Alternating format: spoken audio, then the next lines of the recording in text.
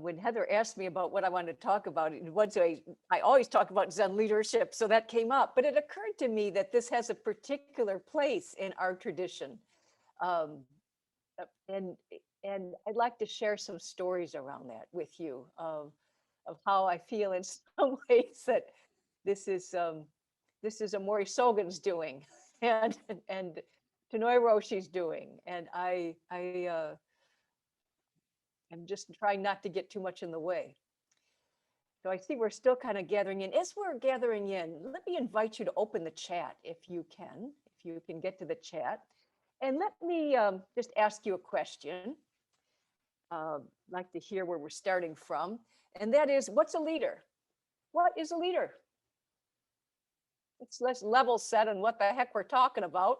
So what does it mean to you? What is a leader?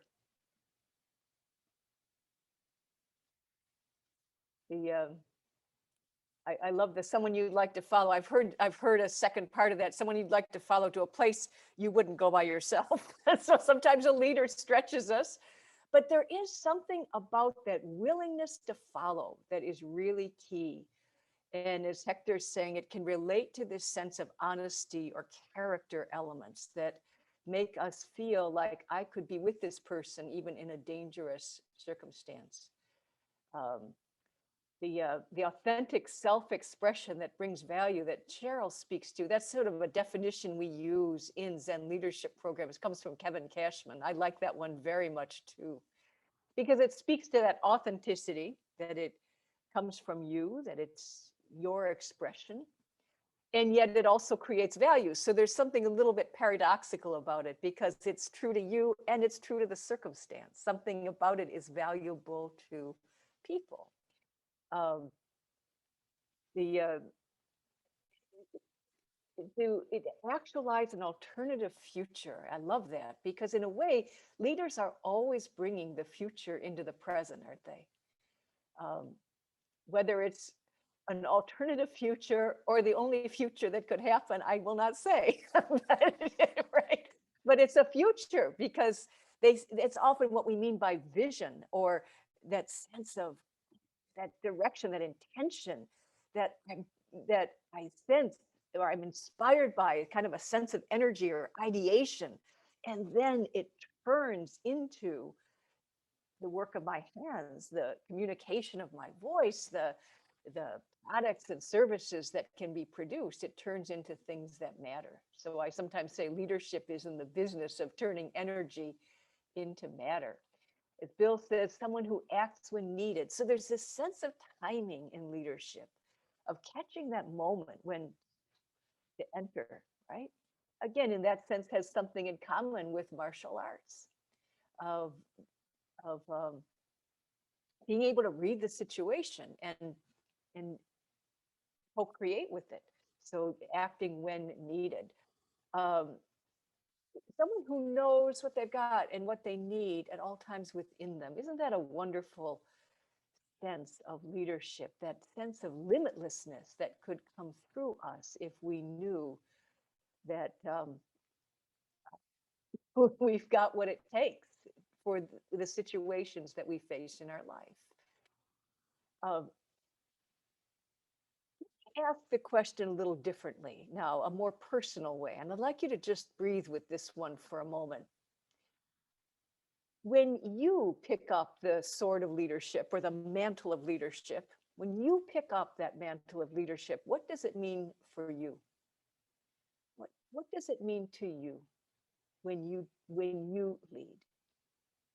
Well, we mean some of the same things, but just feel that one for a moment. Feel how it's similar or different than thinking about leadership objectively. So the free expression of compassion, Christie says. So how to be one with and freely express through that. Hector speaks of it as a growing up. And it's in a sense of growing out as well, isn't it, Hector? You know, but there's a sense of, there's a bigness that's called for. Being the change that we want to see in the world. So a kind of responsibility that comes through us, right? To be that change. Being aligned with my values, as Cheryl says. Uh, and in that, and seeing both the big context, as Cynthia adds, and the needs of the people. Just feel into that for a moment, that responsibility and commitment, right? When we pick up the mantle at the sword of leadership, what that means to us, clarity, directness, and bigness. It's no small thing. It's no small thing we're talking about. Finding what's needed and bringing it forward, bringing it here, bringing it here.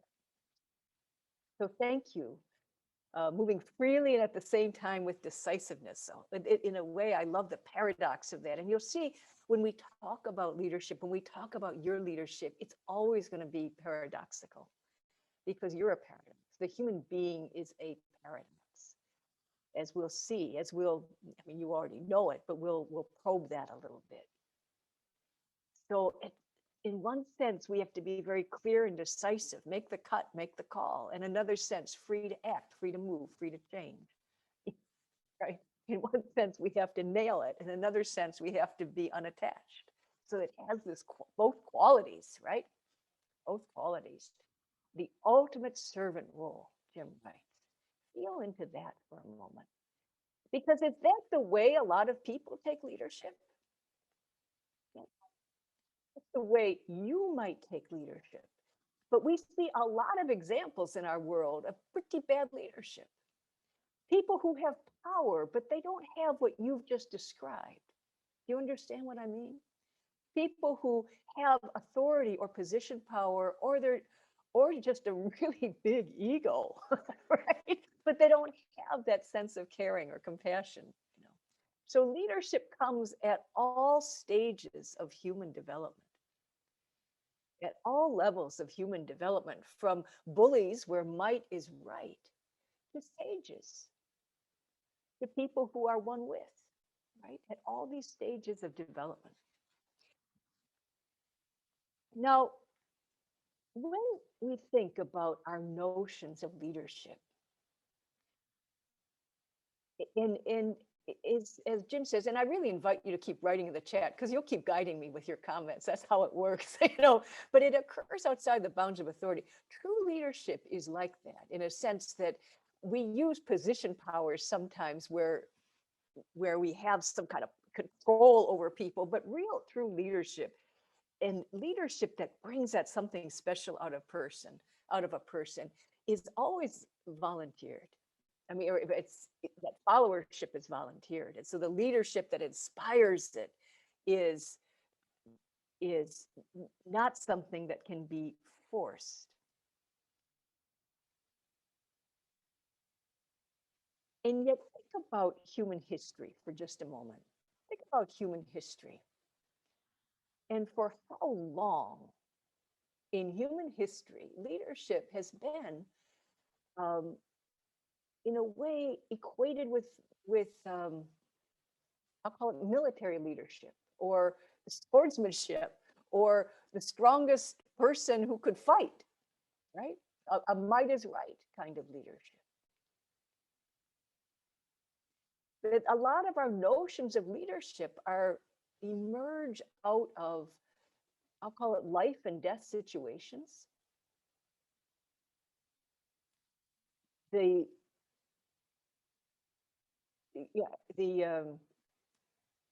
was watching Outlander not long ago and was struck by the violence of it. I mean, I guess some people can watch Outlander and not be too disturbed by it, but I'm not one of them. So all this violence this is pitched in the 1700s, right? And there's just sword work all over the place. So, always people at the tip of a sword. And in Japan, people were wielding swords up until the 1800s.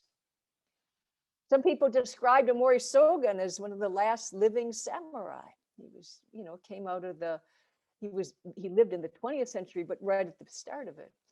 And maybe only 30 years after the Meiji period, after the samurai period ended. Think about that for a moment. about that for a moment, because that tradition of martial ways, that was what leadership meant for so long. Who was the strongest fighter? Who could command respect? You know, I was doing a little bit of math. You've probably heard some of these calculations before, but if you laid out the history of humanity on a 24-hour day, you know, all million years that we've been around, you know, you laid that out in a 24-hour day, we've been civilized.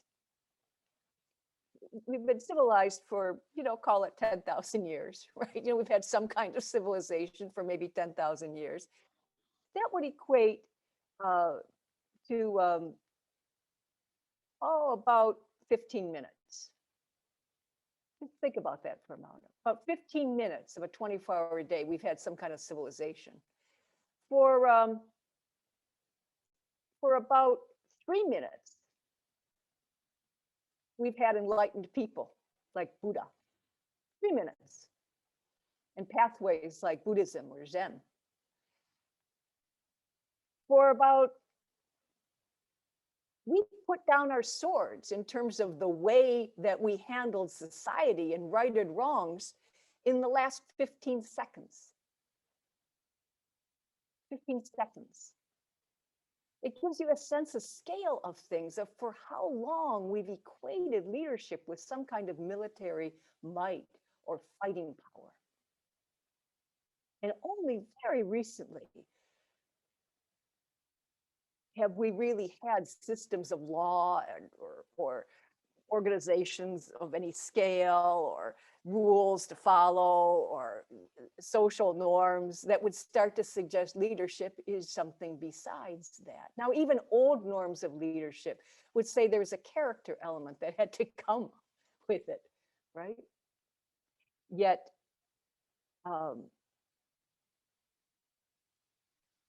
this sense of or the development of martial ways was the way in which a lot of leadership was developed for a long time. You think about the samurai role in Japanese culture, they were the leaders of society. Often the guides or people alongside the emperor, you know, the shogun and the fighters. And yet, in the last 100 years or so, the role of the martial arts has changed a great deal.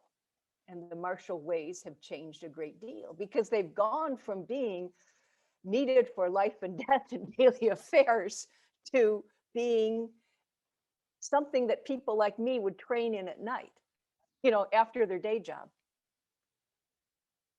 Or people would take up as a sport or a hobby or as an avocation. Or people like Tanoi Roshi, who took martial arts very, very seriously, would go and study every summer in Japan. And he moved from art to art to art, looking for great teachers of these ways, the dos. That do comes from Taoism, right? Kendo, Judo, Aikido, Karate Do. Where were these ways that were supposed to be profound ways of human development? He went from teacher to teacher trying to find them. Said he was 7th Dan in 4 different arts by the time he was 40 years old. Remarkable. But he wasn't satisfied. And so there's a story told of the time when he met a Mori Sogen. You see, Mori Sogen was a Kendo, a sword master, calligraphy master, Zen master. And Tanoi Roshi was being introduced to him in one of these summer trips, near the end of one of them. And it was one of these formal Japanese introductions, you know the type, where there's a certain form that's held because 2 great people are meeting each other. And Mori Sogen was, by all accounts, a great man. He was the president of Hanazono University. He was a very accomplished Zen master. And here's this, you know, music teacher from Hawaii who shows up, training in martial arts in the summer. And the 2 men faced each other. And this is the moment when there's supposed to be polite things exchanged. And Tanoi Roshi says to, who wasn't a Roshi at the time, says to Morisogan Roshi, who was a Roshi at the time, he says, what's going on with the Japanese martial arts? I've been training in all kinds of them. There's supposed to be a way, and all I'm finding are technicians, people who push techniques. This was a huge cultural insult. Huge. And rather than taking it as an insult, Amori Shogun Roshi, he bows down to Tanoi Roshi and he says, I'm so sorry for the poor state of the Japanese martial arts. The two men became bonded at that time. Tanoi Roshi wanted Amori Shogun to teach him. And Amori Shogun was the teacher of the caliber that Tanoi Roshi had been seeking for some time. What happened was then Amori Shogun gave Tanoi Roshi like a chapter of a book that he'd written about the martial ways and Zen and the martial ways. And some years later, Tanoi Roshi translated it into this Zen and Budo. That's one of our core texts in our line of training. And when Tanoi Roshi read it, he said, this is the story I got from him. He said, I realized the guide said everything I just said to him, wrote it down in this chapter. So he knew they were really kindred spirits. And what was he saying? What was he saying? What was his complaint about the Japanese martial arts? That they had become too much of a sport or a hobby. Or technique or something to win, or they were no longer capturing that sense of transcendence that made the martial ways worthy of putting in the same sentence as Zen. They had lost something. So to just explore a little bit, what was it they lost and what was Amori Shogun writing about? What was Tanoi Roshi sensing? Let me just read a little bit from this book, point to a couple of places in the book, because it opens up, Amori Shogun opens up in talking about Zen and Budo by saying, why do we even put them together?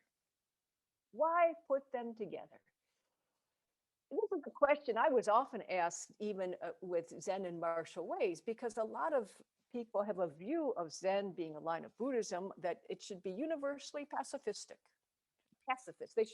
We should never have to resort to martial ways.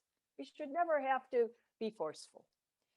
And even the martial art that I studied the longest and taught the longest, Aikido, is sometimes called the art of peace, a way to resolve conflict. Tanoi Roshi didn't like Aikido so much because he thought it was too roundabout. His way of resolving things was, bam, cut the damn thing. Right? He was kind of guy, a real driver in the pattern sense of the word. He was a driver. But the point Amori Shogun makes is he talks about the role of martial ways with the culture. Is he said you can't have culture without protecting the culture. You can't have society without having a way to protect it. Because, as he puts it, there are some who do not revere heaven's decree. I mean, here are some people who are jerks, right? They are jerks. They are traumatized. They are mentally ill. They are undeveloped. They are, for whatever reason, they are not going to behave according to the culture.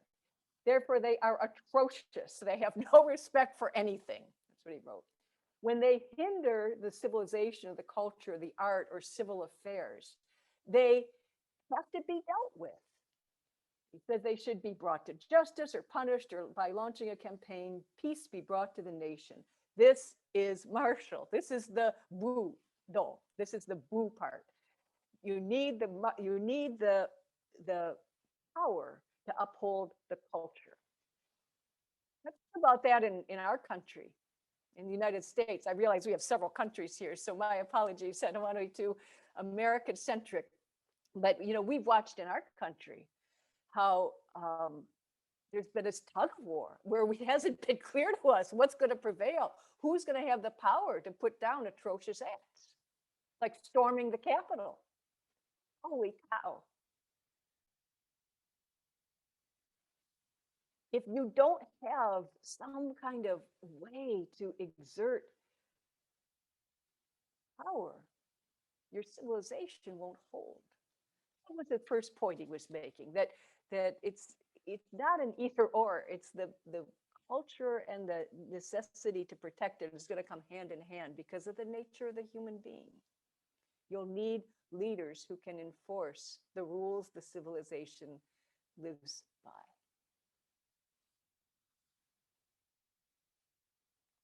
And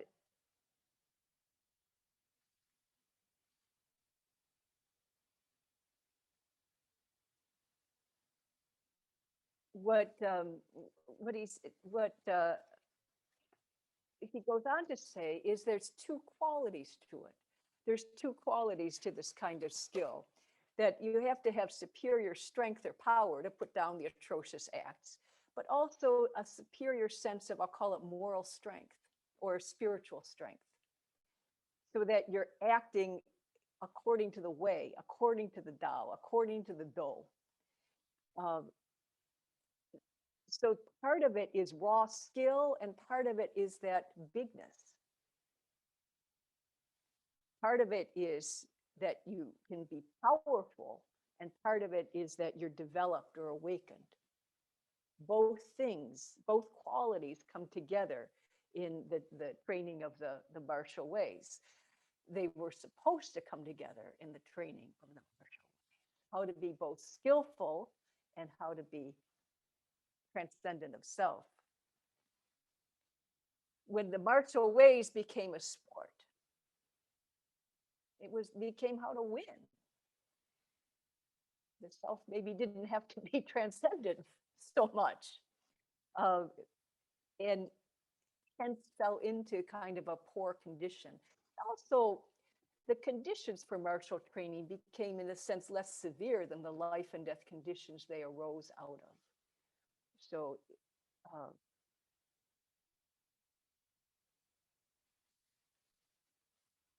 when I think about time when life was on the line every day or all the time, those are much more severe conditions for training than when we face big and little indignities in our day, right?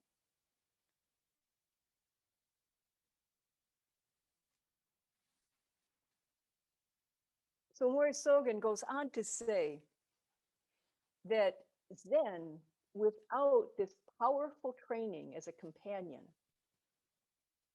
is what he calls empty discussion, empty words. Zen, without this powerful training, this martial kind of training as a companion, becomes empty discussion. And this powerful martial training without Zen becomes beastly behavior. So one is animalistic and the other is ineffective. But when you put them together, they become powerful and spiritual, powerful and transcendent. Do you understand what I'm saying? So they need each other. They need each other. But it's not martial arts training like a sport or a hobby. It's the martial way that sees through the limitations of ego to this transcendent condition that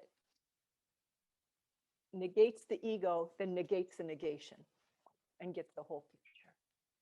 That severity of training. And I just mentioned that because I think about our lives. And where that severity of training comes from for us, for you and me. And I would submit that some of it certainly comes from the dojo. You know, some of it comes from the intensity of our training when we're together in a sesshin, or we're training in a weekend seminar or something. But I'd say the real severity comes as we increasingly wake up what's going on in our world and feel our place into our role in doing something about it. We're facing severe conditions, wicked issues, pivotal time in human history. I'd say our dojo is all around us. We can face severe training conditions every day. If we can take the difficulties of our day and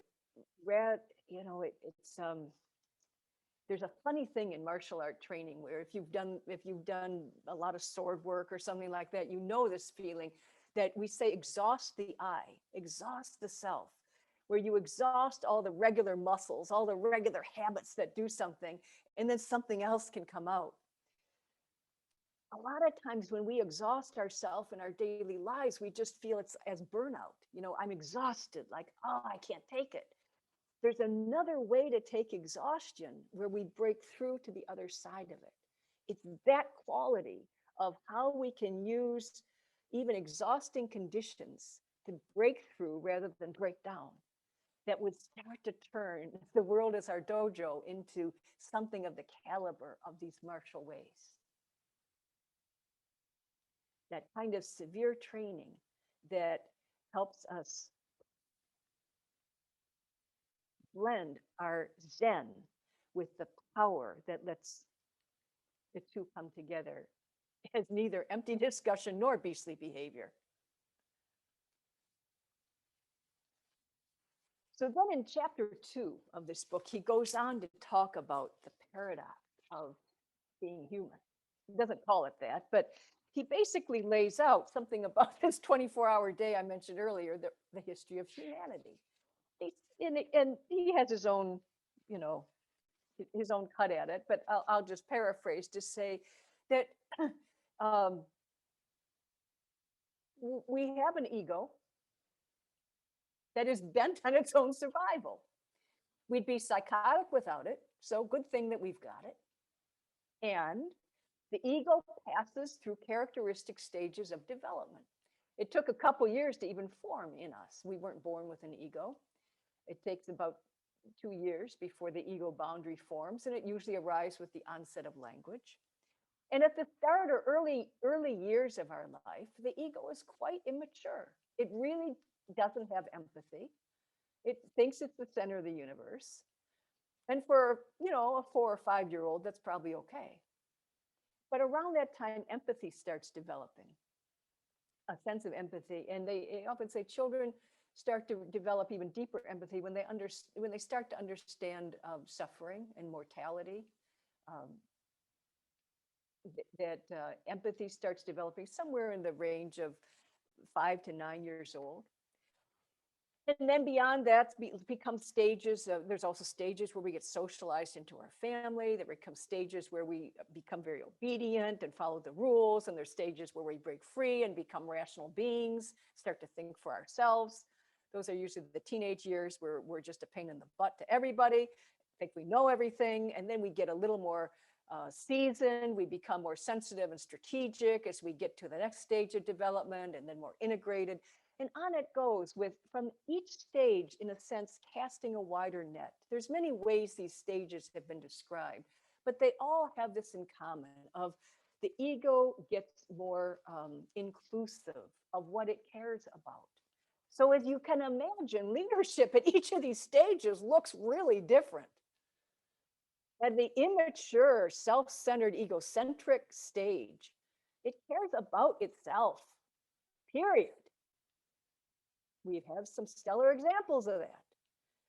At the next stage up, it might care about its tribe or its country or its family, whatever unit it associates with, people of its religion. But that's it, in-group, out-group. At the next stage up, it's capable of what we call democracy. It's rational enough to allow people of difference to come together. And a lot of people, even today, aren't at that stage. Why they have so much trouble with democratic rule. And it's so many stages more before we really get to this kind of integrative or even unity consciousness that is associated with like a samadhi condition.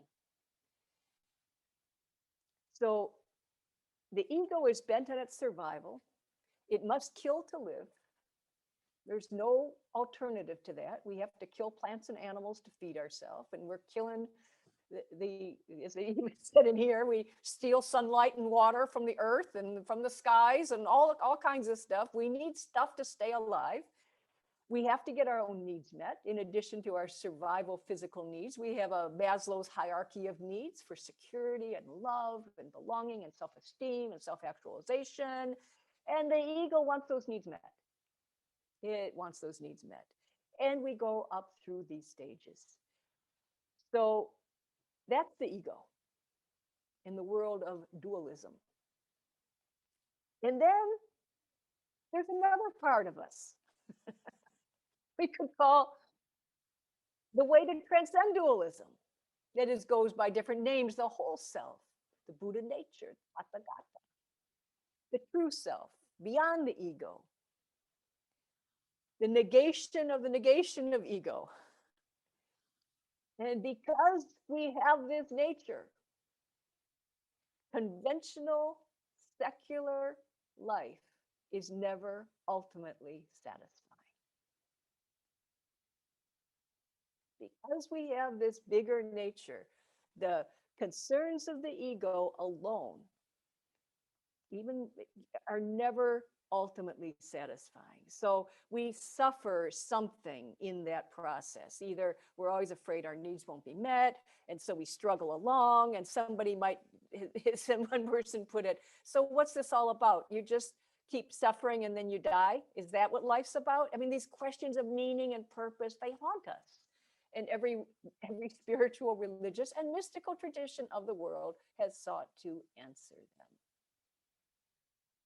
A purely conventional life, by conventional I mean a life purely of the ego, meeting its daily needs, is we'll say confusing.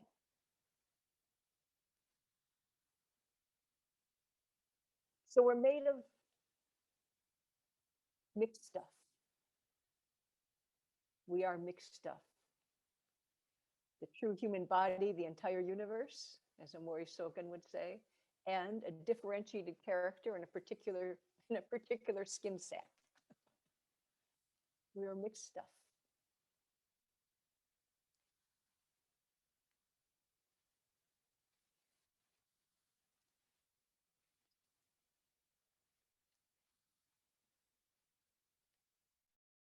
So given this mixed stuff, what is the highest form of training it?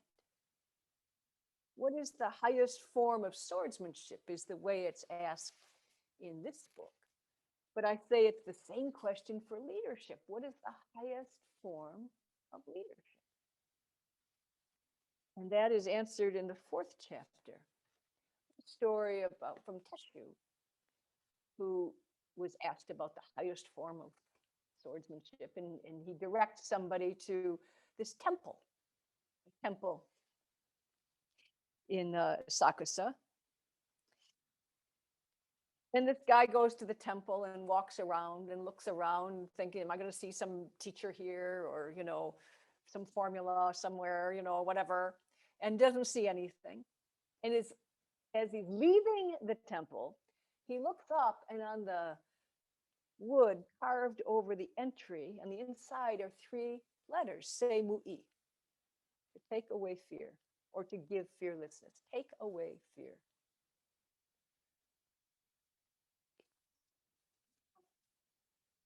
Highest form. The highest form of swordsmanship or leadership, to take away fear. Feel into that for a moment.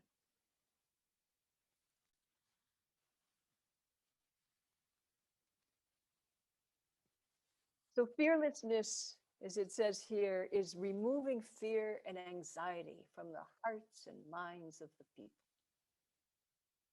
Have you ever had a leader who did that for you? Just think about it for a moment. I'm curious if you could write in the chat Anything you remember, how did either a leader you worked for, or it could be a public leader who inspired you, how did some leader, if it's ever happened for you, reduce your fear, make you feel better, take away your anxiety? What did they do? Just write it in the chat. I'm curious what your experience is. How did someone take away fear for you?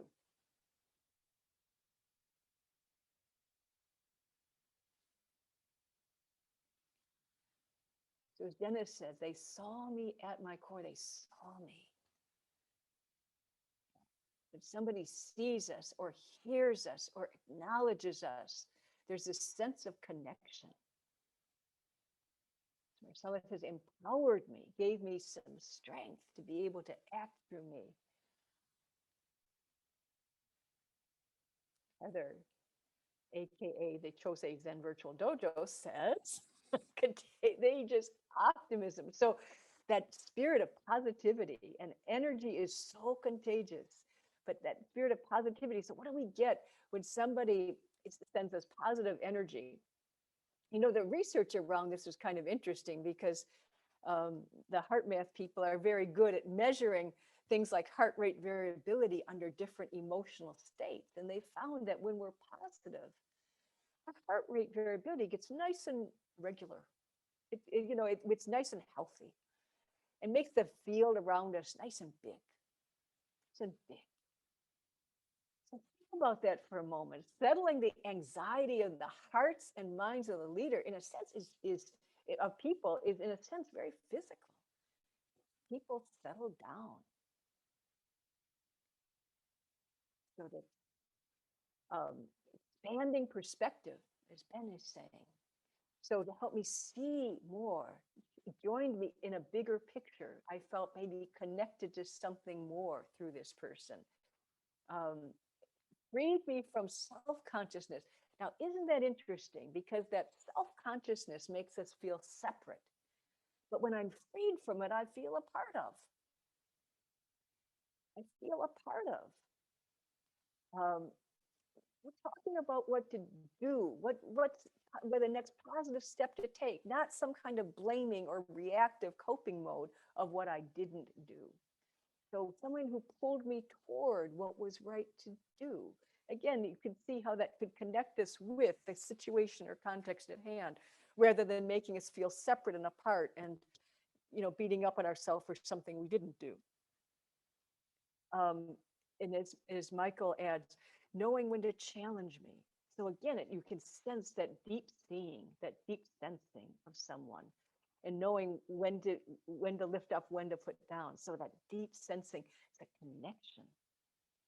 So what I feel, if I into these wonderful comments you've written, that when we connect with someone, when there's that seeing, when there's that pulling them out of the sense of a separate self,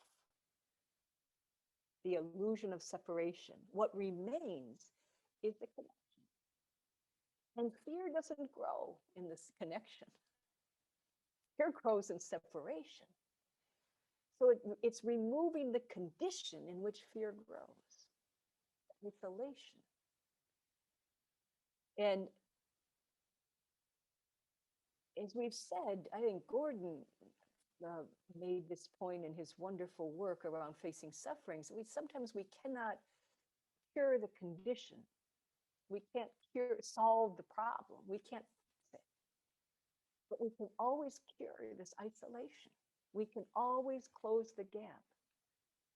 We can always we can see the core of the person. We can empower that coming outness rather than the self-consciousness, right?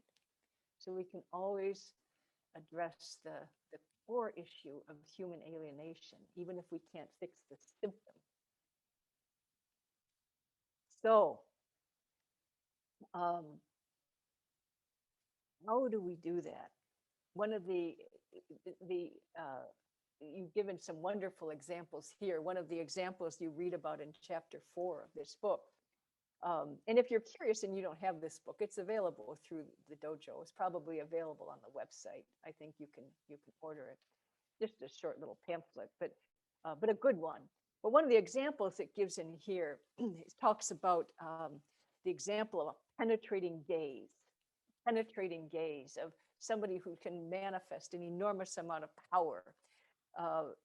That whether maybe sometimes it's a penetrating gaze that's needed, and sometimes it may be enormous power that is a warm heart, an enormously big warm heart. It may not always be a penetrating gaze, but the point made here is you can't give fearlessness without this power, without some power of presence to bring it out. When let me just read this piece, 21. It will not be fearlessness if your gaze does not have vibrant force, if you don't have that vibrant energy. Without this force, for argument's sake, you could call it Zen, but it's not martial ways. In other words, this vibrancy is brought out through pressure testing or through entering the fray. It's brought out through the training, through that training that was traditionally the martial way. This vibrancy is brought out by testing your mettle against the extremes of life.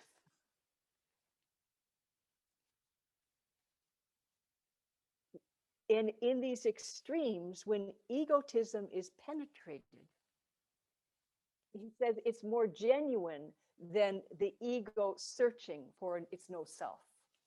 So his line is, he talks about the young Musashi who engaged in beastly ways because he was killing everybody with a sword. You could call it beastly fencing. One should intently, from the bottom of one's heart, pursue existence or victory with all of one's might and main. We realize it is an animal form of egotism, and in that sense opposite from Zen, because Zen negates the ego. But when that egotism is penetrated, in other words, negate the negation, it is by far much more genuine than seeking for no self. In other words, seeking in abstractions, seeking for no mind in mere abstractions. Can you feel what's being said there? Our Zen training is not about training in abstraction. It's about training in the thick of it, in the heat of it, to bring out the vibrancy.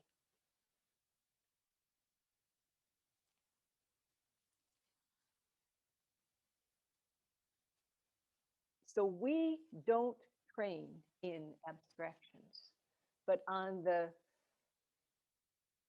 playing field of life.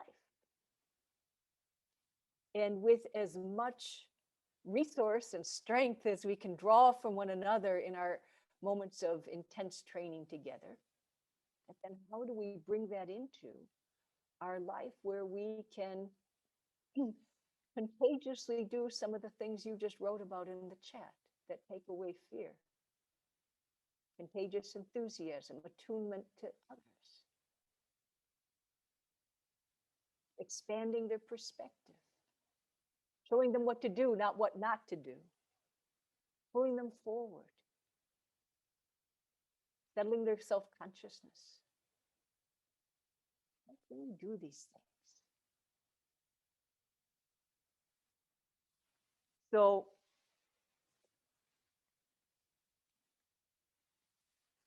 as we said at the start, leadership, we could call, a la Kevin Cashman, authentic self-expression that creates value. So what's Zen leadership? We say, which self is being expressed? For Zen leadership, we want authentic expression of the whole self for wondrous value. That's the standard we train to. That's the standard we train to, so that if Tanoi Roshi shows up one day, he doesn't have to say, what's the poor state of leadership development at ICL? Be trained to a standard of testing our mettle. Train is get the resources we can, as much as we can, and then do hard stuff. Do stuff we don't know the heck how to do.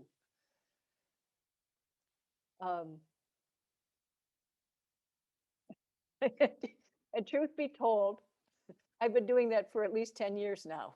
So not to make you lose confidence in the Institute, but sometimes we don't know how to do. See how it goes, trying it out, doing hard stuff. So my good friend Everett Ogawa shared this story with me some years ago, where he was out at Chosen G. He was out working there doing some, cleanup work. And Tanoi Roshi asked him, you know what Amori Sogen said was the purpose of Zen? You know what Amori Sogen said was the purpose of Zen? And Everett was going, oh no, I know this is one of those trick questions. I'm never going to get it right. So he didn't know what to say. It's, right? And Tanoi Roshi said, to train leaders. To train leaders. So I'll wind back to where I started. It's all his fault. That's how we got here. Because we're here to train leaders. Train leaders who can train not in abstractions, but in the smelly real world, who can take all of the strength of this phenomenal line of Zen that we've inherited, that maybe found its first metal in the martial ways, but the martial ways are not what they once were in our country, because we don't carry swords anymore, in case you hadn't noticed. That's not what we're doing. We have different weapons now, and different leadership skills are needed to deal with those weapons. They are weapons nonetheless, and they demand enormous skill. And they're skills that we have to create. Some of the techniques aren't known yet. They can't just be passed down like this or that sword technique or kata. We're making up some of it as we go. But I can't think of more worthy work, especially seeing as you chose this time to live in, this messy, exciting, pivotal time in human history, is where you chose to take your stand. So I say, let's bring out leadership to the standard of what we've inherited. A standard worthy to put in the same sentence as Zen. So what questions are you left with? Or what comments? Or what observations? What would you add?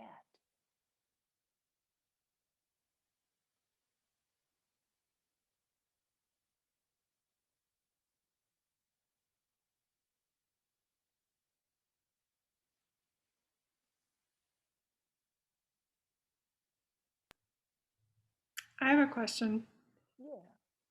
So, I mean, based on what you were saying about the purpose of Zen is to train leaders, do you think through Zen training alone, like Zazen, you know, you can achieve that goal?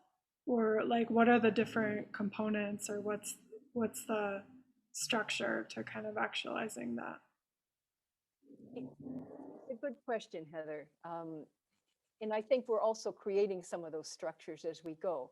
I don't think it's just sitting zazen. I think Gautama Buddha figured that out. He couldn't just sit zazen. There were other things he needed to do to open up the body. But also, to go back to the Zen and Budo, it's that combination of intense practice, intense Zen training with powerful physical training, powerful physicality in the world, which used to be through sword or used to be through fighting of some kind. But now we live in a time where it's not quite that way. It takes a different form. But again, the point made here of we don't just train in abstractions, we make it very practical. So what practical forms do we have to bring the Zen off the cushion and into the world? Well, I mean, that's part of the mission of the Institute, right? It's part of what we're doing all the time with the leadership training, is have people think of what they're up against as challenging them, give them some leadership skills to work with, some personal resourcefulness, some tools of how to work breath and posture and all that, and then ways to go after their challenge with better influencing skills, better ways to bring the present into the future into the present, better ways to work with energy. So I think it's that quality that starts to replace or come alongside in the way Marshall Ways did, that brings something of that power together with the transcendent capacity of Zen training. So something to bring the penetrating gaze out, or the equivalent of it, the compassionate heart, the ability to work in the world, the vibrancy, the vibrancy. Does it have to be leadership training? It could be other things. I think it could be other things. You think about some of the different dimensions we're exploring and in our own, through the interest of different people on this screen and in our dojo. Somatic training, PRE, but one of the things that unites so many of us is whatever we're doing in the world, we have the capacity to do it with stronger and greater leadership. We have the capacity to bring it out in a way that can apply leadership skills.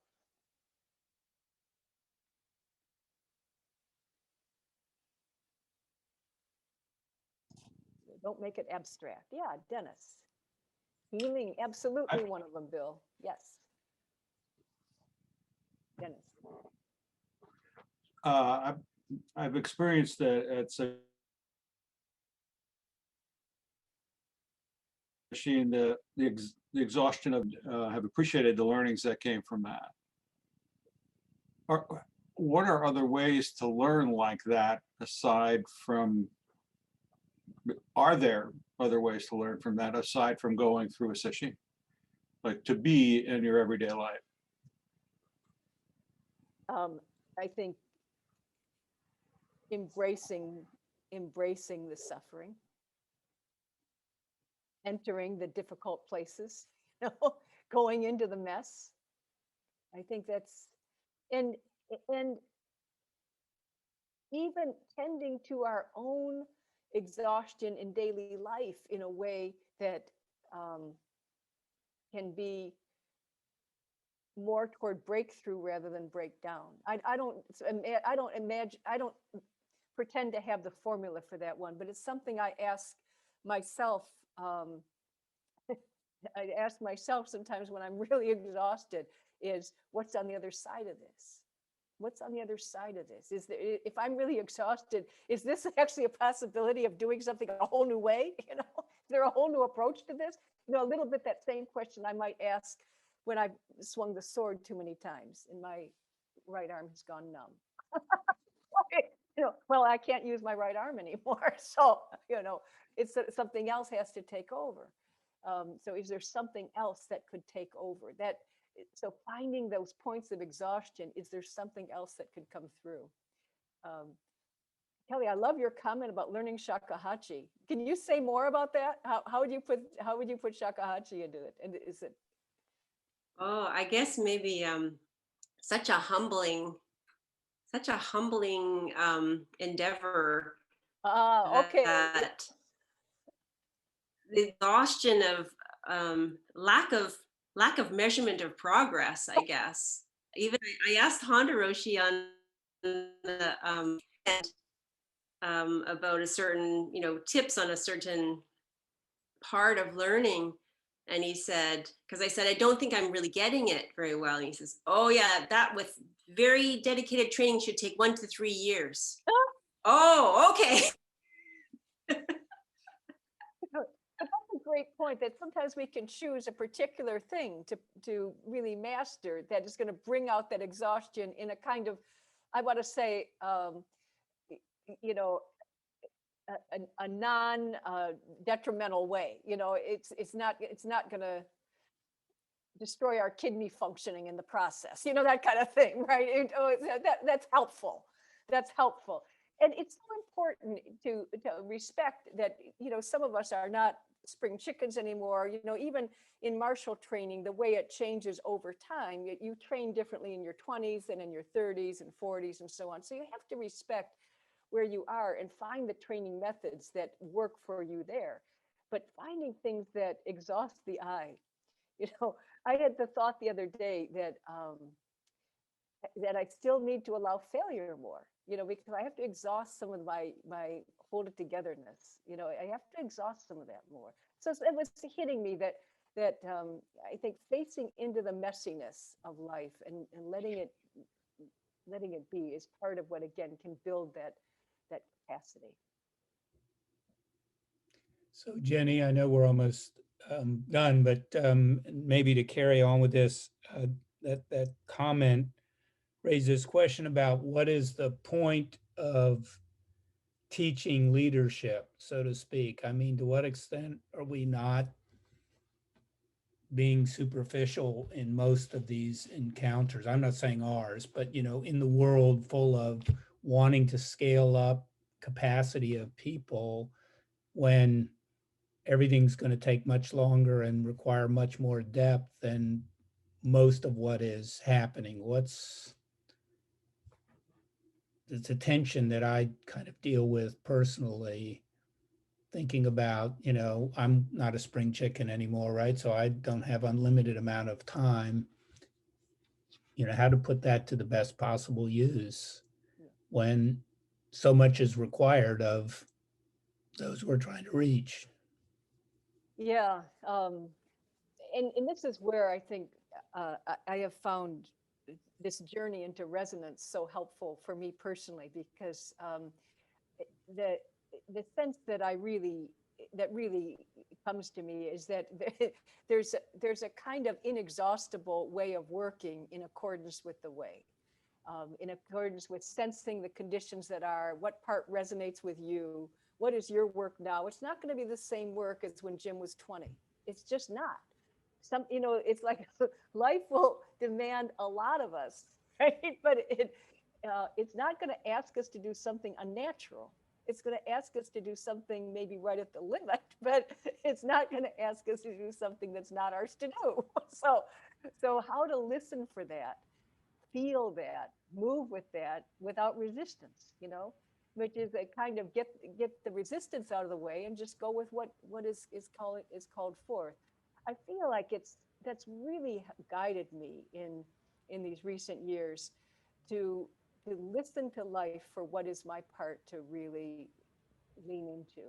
And I can't, you know, I've been in leadership development more than 25 years, and I completely agree with you that the way a lot of it is taught is very formulaic. It, you know, just it would be technique. To use the Marshall Exactly Way right. thing, it would not be worthy of a dough. You know, it's not leadership dough. It's leadership technique. But I think there's a place for leadership dough, for Mhm. leadership as a way that negates the negation of ego. Leadership um, that lets us be both our differentiated self and one with at the same time. And that is available to every one of us. And it's the easiest way to lead and the most difficult or challenging in terms of the inner work required to get all the junk out of the way. So just clear out the junk and you'll do everything perfectly. Right? Just clear out the cloud cover, the sun's shining. Thank you so much for this evening together and for your questions, your interest, your comments, your insights about leadership. I wish you all the best in the leadership you take into tomorrow. And if there's anything we can do to resource you further, the Institute is here for you. So take advantage of it. Thank you. Thanks so much, Whitelaw Roshi. And yeah, just you made me think to mention, for those of you who aren't familiar with the Institute for Zen Leadership, or IZL, you know, they've moved all of their programming online during this time. So I help teach those courses. I'm helping teach the Zen Leader 2 in April, and you know, a number of us do. And if it's something you're interested in, they're really great trainings. I get a lot out of them, even participating and teaching. So that's another thing that's open to you. Yeah, so check out. Maybe we can put the, oh yeah, Bill put the website. Thanks, Bill, in the chat for people who are interested to check it out. Thank you, Kelly. Sorry. Oh yeah, Kelly was like a very intensive student. I think she did all 3 courses back to back. Right. Yeah, she took the full dose. Well, thanks so much, you guys, for spending your time here with us tonight. And thank you, Whitelaw, Roshi. Much appreciated. Thank Thank you. you.